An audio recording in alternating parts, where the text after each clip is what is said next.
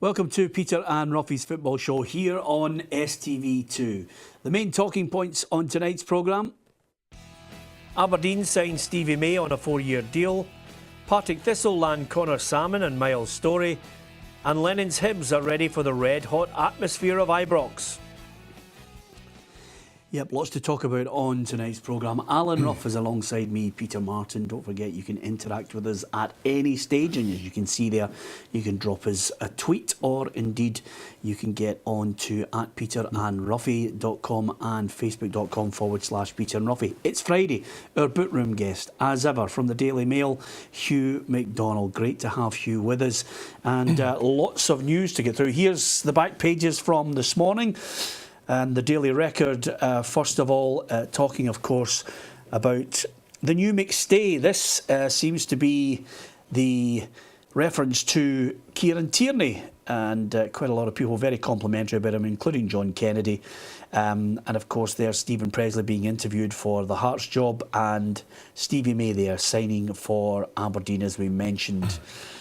And The Sun, it's Trust Us with Paddy. This is, of course, John Kennedy talking about Patrick Roberts, the ongoing saga of Willie, won't he come back to Celtic? John Daly stands by his little dig at Brendan Rodgers, and Pedro Caixinha just suggesting that there should be possibly a recall to the international side for Graham Dorrans.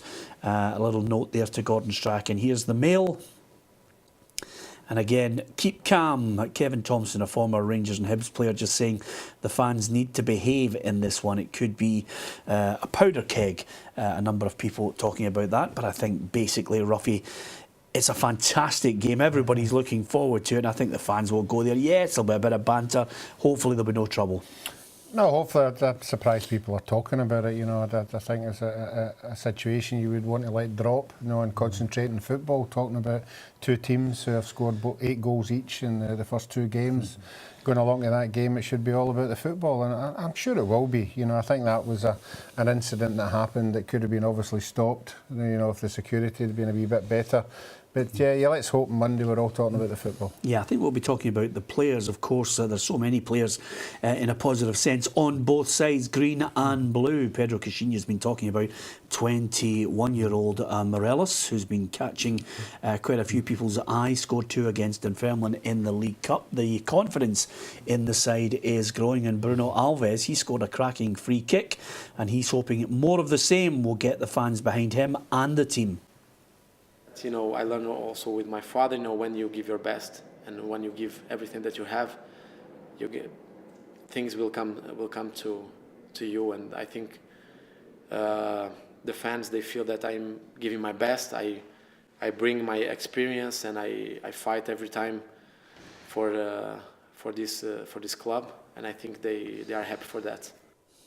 Well, he's one addition I think the Rangers fans like the look of early on. And quite right too as well. I mean, he's got a good pedigree, Peter. I don't think it's any surprise that he's going to do well in Scotland. I think he's got good pedigree, good attitude.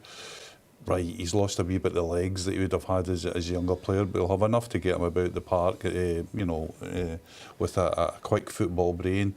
Dorrans immediately looks at this level, you know, he's going to be more than good enough.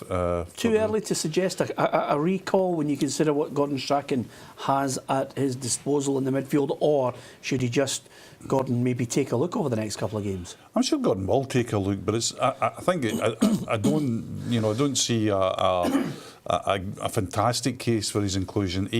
Gordon Strachan's very strong in that department.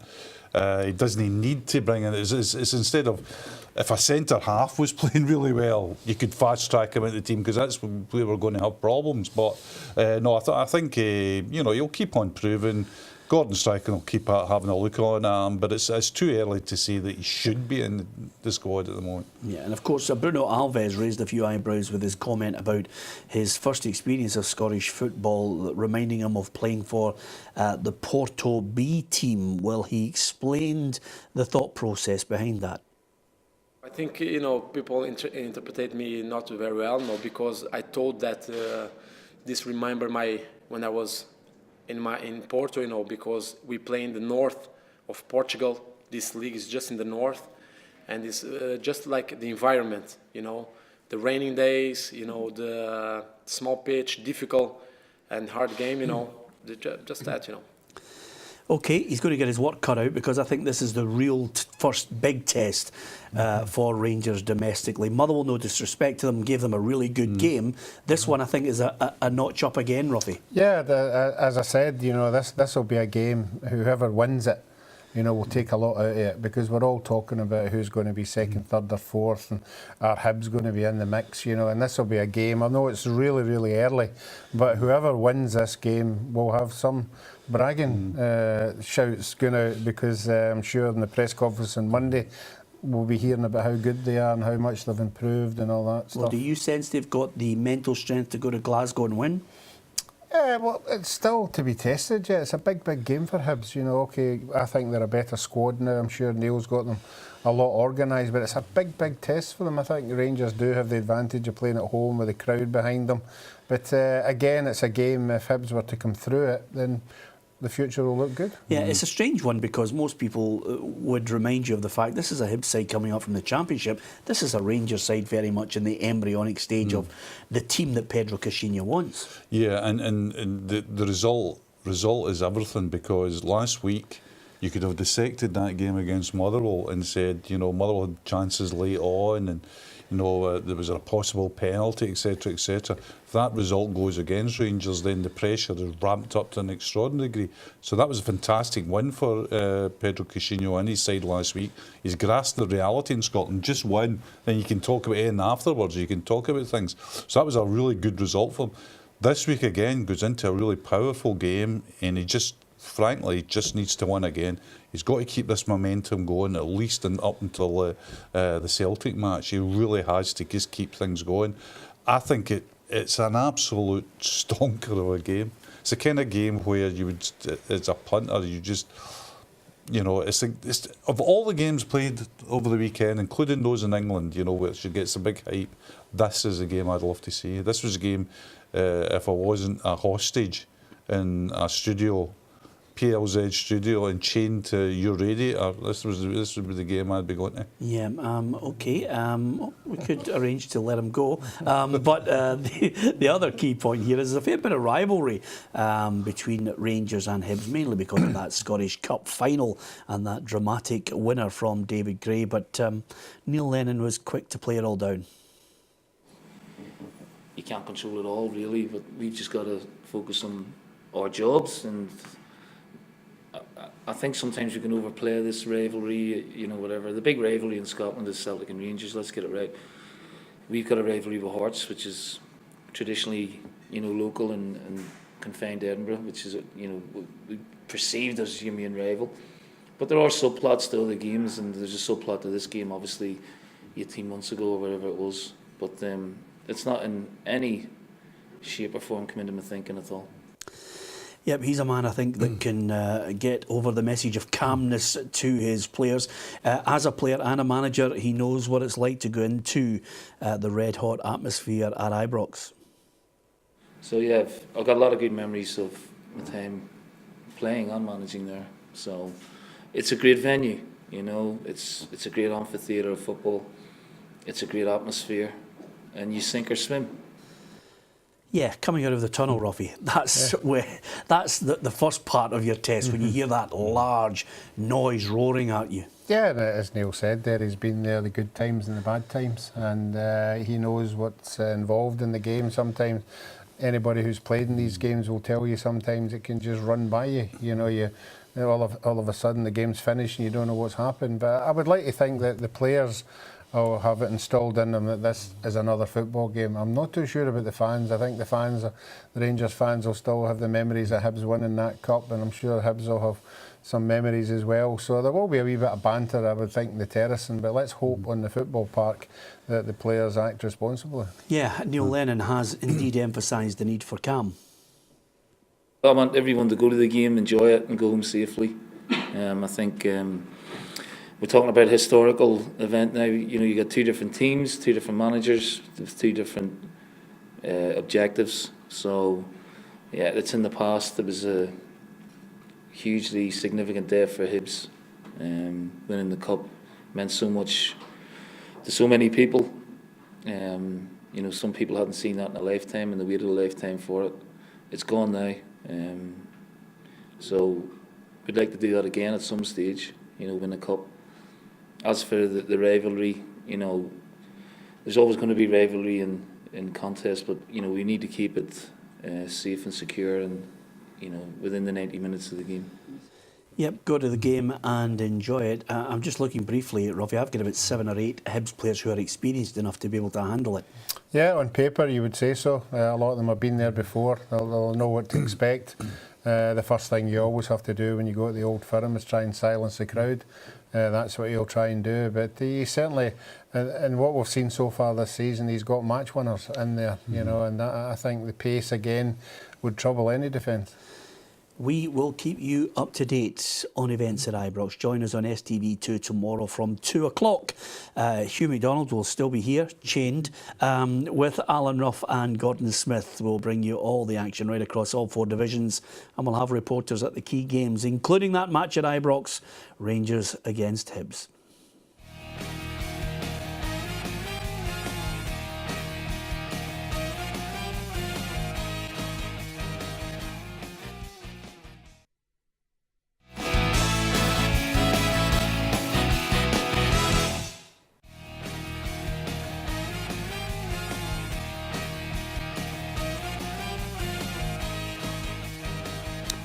Roy Keane, he's one of those fantastic pundits that I thoroughly enjoy listening to. His book was a good read as well.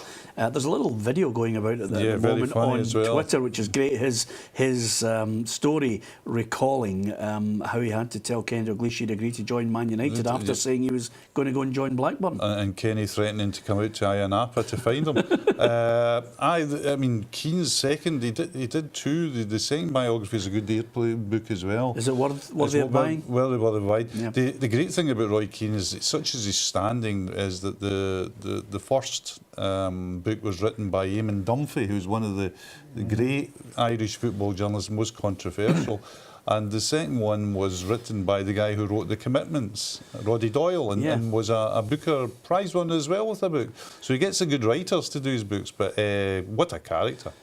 That's why he's here, Ruffy. You see that well-read, knows the authors as well. That's why he's here. I mean, a fascinating character, Keane. You know, the more you hear about the stories, talking to people that played with him at Ipswich, for example, and said he was a smashing manager. He was just a bit unlucky, you know, and the Sunderland job, in retrospect, well, it's just got Jonah written all over it, isn't it? It's the poison chalice, the Sunderland job, to be perfectly honest with you. The Niall Quinn book. Yeah. His now, half of the book is about Roy Keane. Is it? What happened in the World Cup, and lots of good pictures in it. There you are. Well, it has to be true. To say that there would need to be Bonzo, but pens for Ruffy. Yeah, there we are. Don't forget, Ruffy's book show is on later on tonight on STV2 as well. Right, let's get back to what's happening now, because I think Aberdeen have made another good signing. I'm going to offer a little note of caution on the Stevie May 4-year deal. They must have been rigorous in their medical for him, Hugh, for him to sign on, because that was a long time out. It's a long time out, and it might take a time to come back as well, because you just don't come back to not only match fitness but match sharpness immediately. They might have to wait a wee while before they see the full Stevie May. I think the Aberdeen signings, and we know it's a volatile market and things can go wrong and things can all work out for players. We know all that. But some of the signings are really great quality. I mean, I think Greg Stewart's a smashing player. Nicky Maynard at one time in the Championship was looked to be a possible Premier League striker. You know, West Ham went for him as well, so there's something there. Ryan Christie, we both agree, Alan, that he's a top-notcher. OK, they've only got him on loan. But I'm looking at Aberdeen and saying that's a decent team at the moment. Yeah. Would you say they were a stronger team than last season? I think they are stronger. I like the way Derek's operating with it. I mean, I did make a point on this programme that if anything, I would like to have seen him buy a commanding physical centre half, and then Gordon Smith, who watches the show when he's not on it, reminded me, "Oh, you're forgetting about Arneson." I went, no, I'd like to see him buy a strong physical centre half, because I agree with you with all that, but I still, even with that, Do you still think they're stronger, even with that downside? Yes. I do. I think they're stronger up front, because I think what he's done is he's given himself a variation. Before it was Rooney in the middle or Stockley in the middle, you know, two big bustling boys, and now you've got Stewart, you've got him, you know, different kind of strikers again, and they can mix it up a wee bit, which will be good for them. Yeah, I like the look of them. I think they've got a real chance. I mean, I genuinely look at the top four, and I say Celtic, and then I look at the other three, and I think to myself, can I go, you know, Rangers, Aberdeen, Hibs? You could mix any three of them for that You're top really four. strong. You're really strong in Hibs, though, aren't you? Yeah, I am so impressed with Hibs. I think the mentality of the manager, and I think the calibre of player he's got now, and he's got battlers, and he's got energy and drive. I think Hibs are going to have a great season. I might be proved wrong, but I mean, it's a bold statement at the best of times for me to say Hibs are going to finish in the top four after coming up from the Championship. It's not impossible. Hearts did it as well. But May is a great signing, and Stevie May is the first to admit the reason he decided to head to Aberdeen was quite a lot to do with the manager. Two ways about it. If he wasn't still here, or if he left, I probably wouldn't be here. And I think, you know, the same could be said for a lot of the signings. Looking in from the outside, obviously with having the chance and being close to coming, I was keeping an eye out on the goings on and the signings that were coming in. I've played with a few, a good 5, 6, 7 at Scotland 21s, and I know the quality that he's brought in. So that you know, for me, speaks volumes for him as a manager, because I don't think the signings, not just me, maybe one or two, but I don't think he would be bringing in the players he is if he wasn't manager here. If you're a Dons fan, don't worry, that's not a wire mesh around his body there. That's actually a tattoo, knowing Stevie as I do. But when he was fit, he was a good player. And you've got options. You mentioned there about Greg Stewart, which I think is a really good option. Of course, Gary Mackay-Stevens got a 2-year deal. He's got a chance to try and cement himself in a regular position. And I think Gary Mackay-Stevens is a really decent player. And I think what let him down perhaps at Celtic was his lack of confidence in his own ability. His lack of, I mean, to get into the Celtic team and stay there is a hugely difficult task. It demands everything of you, physically and emotionally, psychologically. And I think there was a point where I don't think he really believed in himself. So a couple of times where I noticed he really made great runs and was through in goal and kind of went to bits a bit. But I think with the right environment at Aberdeen, regular games which builds confidence, I think he could be a smashing player up there. 2 seasons ago, Ruffy, they would maybe have dropped stupid points, you know, whether it be on the road or whatever. You just never thought they were going to lose a game in the way they did. But last season, I thought Derek was turning a lot of them into 1-0 victories and 2-1s and proving their mettle. So Ross County this weekend, I don't see any slip-ups, do you? No, I don't see any slip-ups at all, but I still have a wee worry about them in the back four. You know, I think the two full-backs are good. I think in the middle of the park, you know, they're always liable to get caught out, you know, caught underneath the ball or whatever. But I mean, that'll be something that Aberdeen will be working on. I mean, he's a good manager. He'll see that is possibly a fault, and they'll be working hard on that. So it just remains to be seen, you know, as the games come along, how tight they get. Yep, okay. No slip-ups for you, Hugh? I think every game's a real tough one. I think Aberdeen to win, but narrowly. Okay, of course you did reference Celtic there. Their game will indeed be underway at Firhill Partick Thistle against Celtic. The ongoing saga of Willie Won't He, I'm of course talking about Patrick Roberts. Everybody's waiting to see whether Man City are going to allow Celtic to get him on loan for another year. I think the thought or the notion of Celtic actually paying a transfer fee seems to have disappeared. But as far as maybe getting him back on loan, John Kennedy has mentioned that the fans just need to show a little patience. You just obviously have to be patient on it. You know, we've made it aware that, you know, Patrick had a fantastic time here. You know, a lot of admiration for him from our end, but you know, Manchester City have him under contract. You know, Patrick has to be involved in that decision as well, and you know, we just got to be patient on it and see if something materialises. But you know, at the moment, nothing's really happening on that. Worth waiting on, Ruffy? Yeah, I don't understand why he's dragging on. You know, it's a simple one. You know, the Man City manager pulls him into the office, tells him he's not in the plans. You know, did you enjoy yourself at Celtic? They want you back. Do you want to go? you know, and then you move on from there. You know, if there's no money going to be involved, you know, and he's been there before, they must have had some kind of deal in order to go there. And I think it's all about him. I don't think it's as simple as that, Ruffy. I think it's quite simply Man City have all sat down and said, this boy's really young. He shows promise. Do we want to let him go right away? If the answer is no, where do we think his next stage of development will be? Is it better at a Premier League club in England, or are we going to let him go back to Celtic? I think that's the crux of matters, particularly since Southampton are interested in him. I was interested in when you were raising the subject and you were calling him Willie Won't-he? I thought he was like, it was a French player that they were signing, you know. But I think at one point the decision is, I think if you said to Roberts, come back for Champions League football, he's loved at Celtic, but I think he would be fine. I think Manchester United are saying, Manchester City are saying, as you said, how do we progress this kid? How do we protect ourselves, because he could be a really top-notch star? So do we want to, if we want a transfer fee, do we want a sell-back clause in it? Yeah. If it's a loan, well, has he learned everything that he could possibly learn in Scotland? Is it time to test him week in and week out in the EPL? And we could have a really good look at his development there. We know there's EPL clubs in for him. Or do we send him abroad to see what it's like? One of the abroad options, of course, is gone with Nice signing a left winger. So I think that would be but it's a really interesting situation at the moment. I think it's even money Celtic. Yeah, of course the lure of the Champions League is huge, and it's a big week for Celtic after Partick Thistle tonight. It's all about Astana, as James Forrest mentioned yesterday.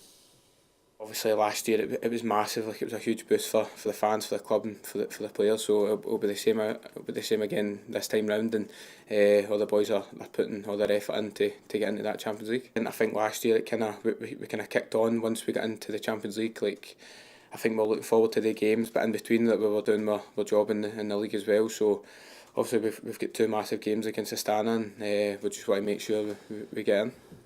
Not only does it determine the season, Ruffy, it probably determines their use of the amount of money that they have in the bank still not being used. Yeah, I think that all the Celtic supporters are sitting there. They know the way the finances at the club work. The chances of holding on to Dembele is still there for everybody, but I think everybody knows if Celtic do get knocked out and there's that 25 million fallout, then he's going to go. You know, I think if they stay in it, you know, he'll want to stay for maybe another year, and it'll give the chance for the fans to see a player for one more year. Okay, after the break, we're going to switch our attention to the other matches in the Premiership in Scotland. We'll look at Kilmarnock against Hearts. Of course, the interviews have started for the manager's job at Tynecastle. We'll discuss that and the other games right across all four divisions in Scotland, and we'll also be looking at the Premier League in England as well.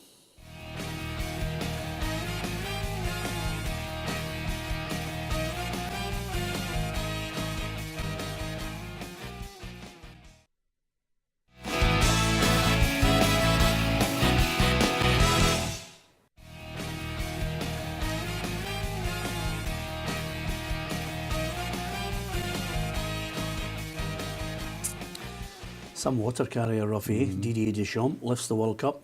Yep, another player with wonderful stars run about him, but he did his job. You know, he did his job fantastically well, just sitting in there, protecting the back four. Is Eric Cantona in the top 10 Manchester United players of all time? No, not for me. No? No, especially when you go. I mean, I noticed he was voted greatest ever Manchester United player. You know, and it's a generational thing. But I mean, if you're talking about 10, I mean, you're talking about a club with fantastic history. You're talking about 3 right off the top of your head. Breslau and Charlton, they've just got to be, and that's 3 off the top of your head. So it only leaves 7 other spaces. You know. Yeah. No, I think he would just be squeezed out for me. Squeezed out of the top 10? For me, wow, that's an interesting one. Okay. Always good to get the quiz answer and the thoughts of our two main men on a Friday here. Hopefully you're still enjoying the show after that short news break. Alan Ruff, and of course it's Hugh MacDonald on a Friday, and there's their Twitter if you want to contact him. If you do, send a tweet to Hugh. He's always a man who will reply if it's sane enough. And of course, if you've got another 4 years spare in your life, Ruffy eventually will get round to working out how to reply to you on Twitter. Only if they're nice Twitter. Yes, absolutely. You're not really that controversial, are you, Ruffy? Yeah, I've seen some of them. It's, Yeah. Particularly stuff Gordon Smith gets. I don't know how he puts up with it. Yeah, Well, absolutely. stop sending them in it then. Yeah, exactly. That's it in a nutshell, Hugh. OK, let's look at Kilmarnock Hearts. Still haven't employed a manager. John Daly is still the interim man in charge. He certainly has put himself forward, if he can get the results to back it up. I still am not so sure that he would get the call. No, I don't think so. Not for me. I mean, nothing personal against John, but I think they'll be looking for a bit more experience in that role. I think the setup's fine. I know everybody's been shouting and bawling it. I look at the Hearts. Hearts made a wrong decision. I don't think they have to change all their setup. I don't think they have to go back to the beginning of time and rechange it. They just have to get this appointment right. And I think if, for example, Cathro had been brilliant, they could say, well, and Cathro had went off to another job, they say, right, we'll do the same again, we'll bring in a John Daly and say, but now they just need to kind of be a bit more sober, a bit more judgment, and bring in somebody with a bit more experience. Is that man a Stephen Presley? It might very well be, you know, because he's got very good experience. The story about Presley would be, you know, whether he'd be able to work under Craig Levein at Hearts. The answer to that seems to be yes. And if so, yep, a Presley would be a very viable candidate, I think. Yeah. I think the other unfortunate element in this, Ruffy, is Craig Levein seems to have been vilified across quite a number of outlets. You know, you can only have to look at yourself and think, okay, do they have justification on this? Craig Levein will live or die by the appointments. It's as simple as that. I noticed somebody suggesting that he should be in the chair now and be the manager. I'm not so sure. The Hearts fans, I get a feeling that the Hearts fans are slightly, you know, split down the middle on Craig Levein at the moment. But I wouldn't jump on the bandwagon of he's the villain. No, I think right from day one when Cathro came in, there obviously was a deal there. You know, he's a young coach, and Craig Levein said, right, I'm putting myself up there to oversee what you're doing. Are you happy with that? And we have to say that Cathro was happy for him to oversee it. We saw the notes coming down about coming into the dressing room, and as long as Cathro was that was acceptable, then it is acceptable. You know, but at the end of the day, it's the person that's in charge. If they don't get the results, they're the person that goes. But I agree, Levein Presley looks like a match made in heaven. Yeah, I'm looking at a number of teams and just trying to gauge how strong or weak they are. We're going to get a little flavour of Kilmarnock Hearts tomorrow, and John Daly will be in charge. It's a short space of time for him to try and impress, but John Souttar seems happy enough with him. Yeah, well, I was a young boy at United when John was captain, 16-year-old, and I think he had a big presence. I know the youth team looked up to him, and he had a big presence around the dressing room, so he is a leader. And as I say, this last 2 weeks have been brilliant, and so I could see him being a top manager in the future, whether it's now or in the future. I could see them getting a result at Rugby Park. I was not impressed by Kilmarnock against Celtic. I thought with so much experience they offered nothing. No, and they had a very disappointing result last week as well, you know, to open up with a defeat. So I mean, I just think it's one set the Premiership that it's so competitive that you know you couldn't be really sure of anything bad outside Celtic. I think, but because I think they're a cut above everybody else. But I think it's pretty cutthroat elsewhere.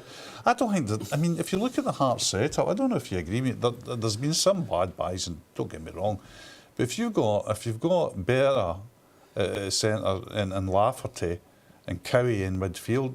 To me, that's not a bad spine of a team in the Scottish Premiership. I really do. So I wouldn't be surprised if they won tomorrow is a short answer, yep. The other match that we've been trying to pick out teams that we think might be involved in the relegation involves Hamilton against Dundee. No surprise, Martin Canning echoing the sentiments of Michael Devlin, who was our guest this week, Ruffy, that they need a striker. Yeah, they certainly do. I mean, that even last year, you know, when we were winning 1-0 and looking to try and hold out, they just couldn't get that second goal, and lo and behold, they'd lose a goal and then the points.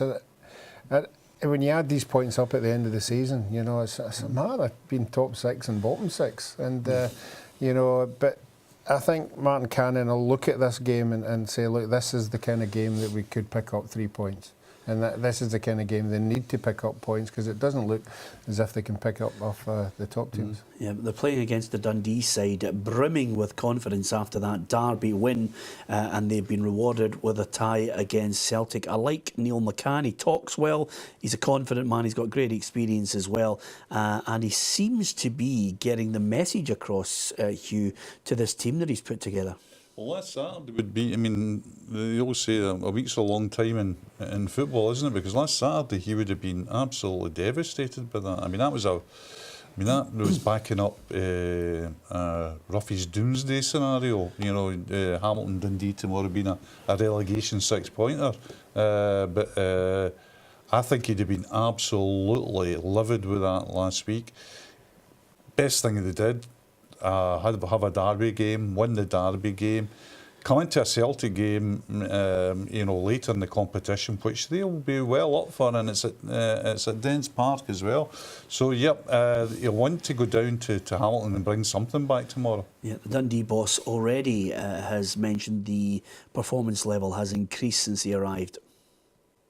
Really hard over pre-season as a group to put things in place that the boys can play at that level, and I know there were certain people saying that they felt we would burn out. I never ever felt we would, because I know how fit they are, and I know the training and the way we prepared during the weeks. And I know I've watched back the videos of what we put out here, and I hear the players talking about the competitive edge in training and what we demand. So I had no fears of that, and that is the absolute minimum that I require. Is that intensity, and I know we can sustain it. You impressed by him, Ruffy? Yeah, I am. You know, he talks a good game. You know, anybody we talk to, you know, says he's a very good coach, very thorough in everything he does. But again, it'll be results on the park. You know, that as you said, that had been a disappointing one last week, but beating your nearest rivals and going into a game at the weekend, you would look to think that this would be a 3 points for them. So the interesting point will be tomorrow night, if it is 3 points, because if it isn't, you know, everything he's saying there hasn't been backed up on the park. Yeah, the other match is St Johnstone against Motherwell, 2 teams that I think both managers keen to try and get players in. St Johnstone were after the likes of Miles Storey and Connor Salmon. They decided to join Partick Thistle. So Tommy Wright still scouting about for players, and Motherwell's Stephen Robinson said that they are also hoping to bring in players before the end of the transfer window. And of course, you know, Motherwell with that great win in midweek up at Ross County, 3-2, albeit after extra time. But the Motherwell boss quick to point out their record since the start of the season. We've won the 5 games out of 6 that we've started the season. So there's, as I said, there's belief. When you get belief, you know, you can start building a real team spirit around the place, and the fans starting to believe in what the players are doing as well. So there's a good feeling around the place at the moment. Somebody tipped them actually for the playoff or possible relegation on our panel. That's all I'm saying to you. Who would that be? Was there 3 World Cups involved? Not me, no. it was Gordon. Was it? Yeah. Next. No, I don't think they'll be there. I was impressed with them last week against Rangers. You know, they could have got something out of that game. You know, that's overtopped because we know that the Windass, for example, hit, you know, the woodwork twice. But I thought they were good. I thought they squeezed Rangers far up the park, put them under pressure in the back 4. If Moult had been at it, I mean, I thought I'd been more impressed with Motherwell than I thought I was. I mean, it's early days yet, we know. Yeah. I thought the setup was okay, and a couple of players caught my eye as well. Yeah, and maybe another couple might enhance their season even more. We'll wait to find out before the transfer window closes. Here's how it looks in the Premiership tomorrow. If you can join us on STV2 from 2 o'clock, we'll keep you up to date with all the key games. We'll reflect on Partick Thistle against Celtic, Hamilton Dundee, Kilmarnock Hearts, Rangers against Hibs, Ross County Aberdeen, and St Johnstone against Motherwell. What about the Championship? Well, we'll have our reporters out at key games: Brecon City, Livingston, Dundee United, Queen of the South, Dunfermline, Inverness, Cally Thistle, Falkirk, Dumbarton, Morton, St Mirren. League One, there's what's on offer in League One. We will keep you up to date with the goals as they hit the back of the net there, and in League Two as well. If there's a goal or an incident, we'll be talking about it on the show, covering all 4 divisions in Scotland. Coming up after the break, we'll be looking at the Premier League in England. We'll be speaking to our man Ian McGarry down south to keep us up to date with all that's happening for the start of the season in the big league.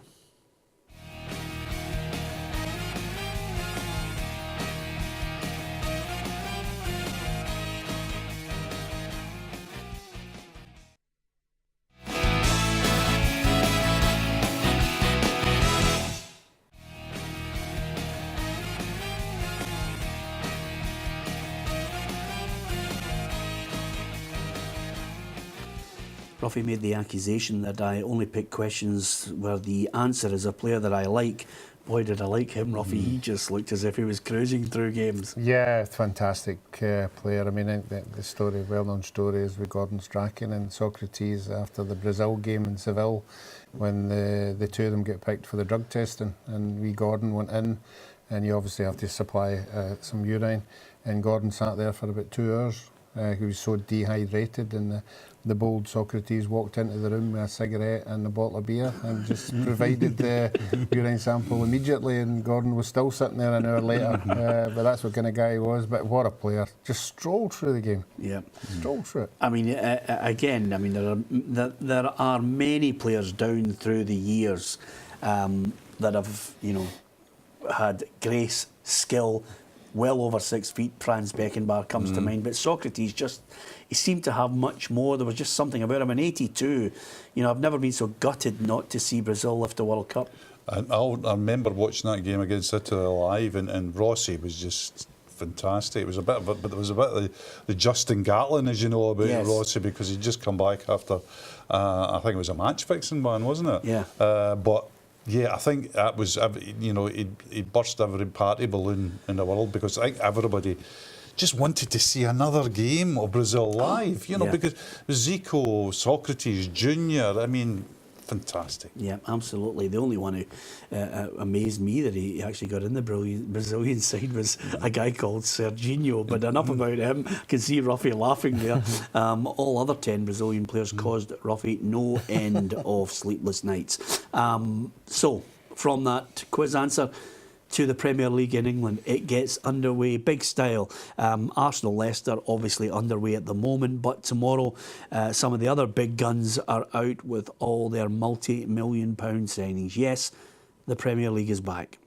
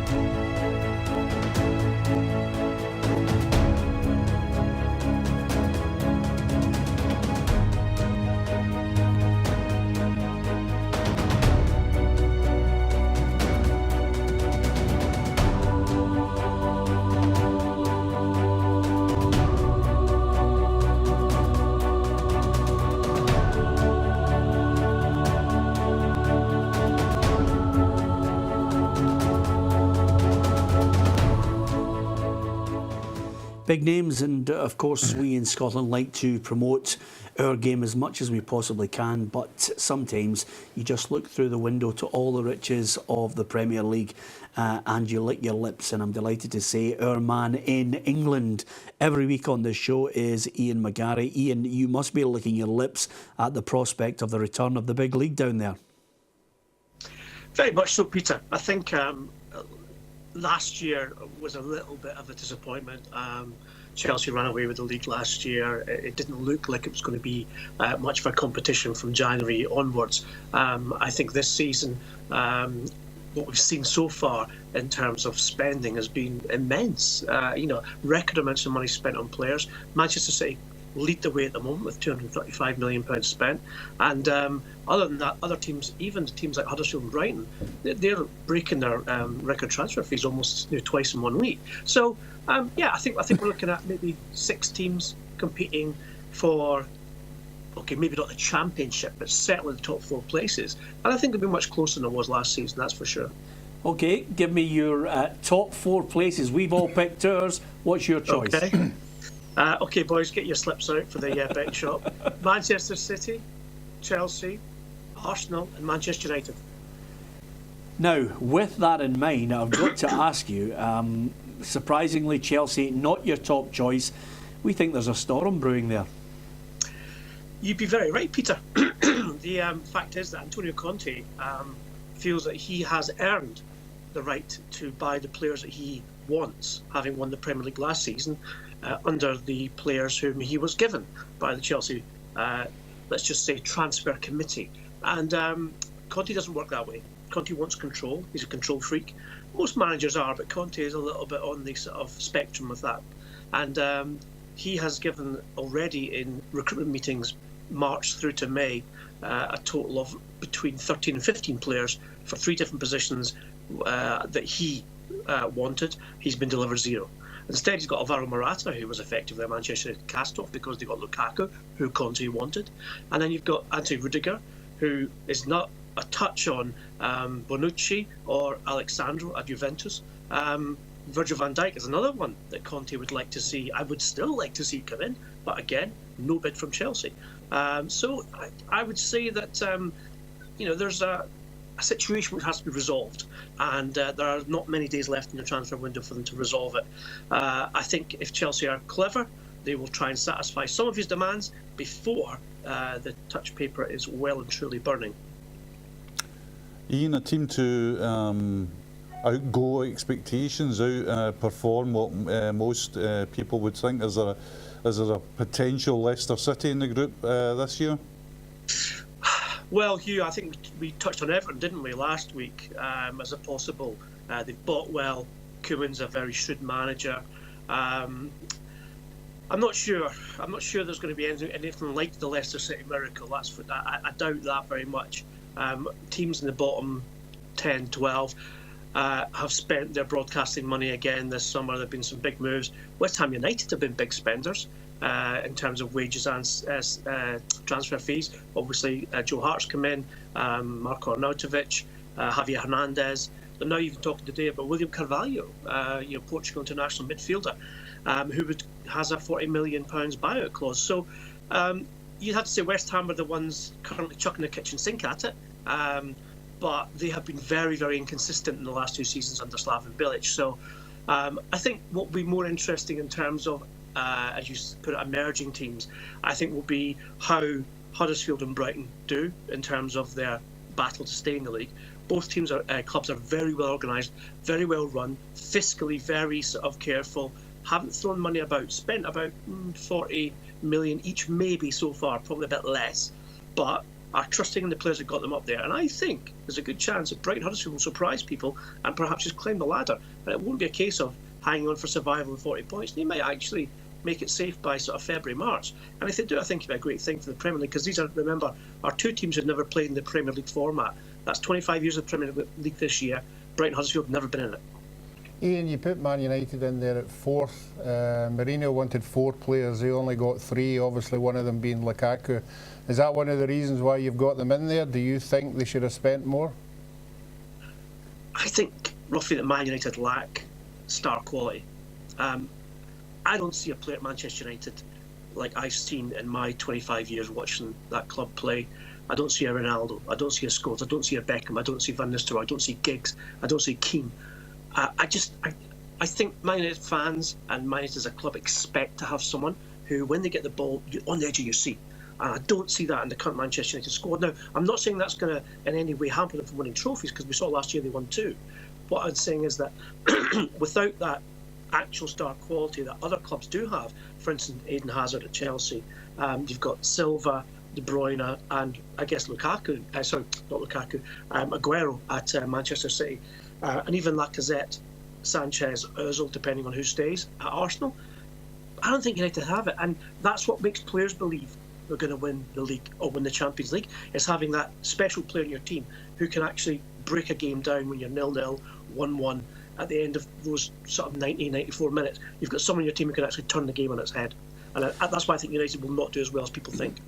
Well, I'm not too sure we're going to agree with them on that. Thanks for that, Ian. Good look at the Premier League in England. I'll tell you, surprised me with some of his selections. I've gone for, I think Manchester City. I can't look beyond that. Man United, Chelsea and Arsenal. What about yourself? I'm going in, it's a book programme tonight, as you know, so I'm going to go with a City of Two Tails. I'm going to go with Manchester City to win it. United second, and Chelsea and Liverpool and Chelsea to make up the four. I'm similar again. I'm going to go Man City, Man United. I'm not putting Arsenal right out of the equation, and I think Spurs will get fourth place. Oh, Chelsea okay. Third. Chelsea third. Okay, you might agree or disagree with Ruffy. That's what it's all about on the programme. You can interact with us at Peter and Ruffy on Twitter and Facebook.com/Peter and Ruffy. That's just about it. Here's the fixtures in the Premier League, just for a quick look that we'll be discussing tomorrow. And of course, Arsenal, Leicester underway. But there are some tasty matches that we will cast our eye over. Maybe not the big ones going head to head on day one, but there'll certainly be some goals going in across the country, down south and across all four divisions in Scotland. Join us if you can. STV2, we're on at 2 o'clock, and don't forget we also have racing tomorrow at 6 o'clock from Ayr Racecourse as well. Thanks to Hugh MacDonald. He'll be free from his chains tonight, and then he'll come back tomorrow alongside Gordon Smith and Ruffy. Hopefully you can join us then. Thanks for watching the Friday night programme. Good night.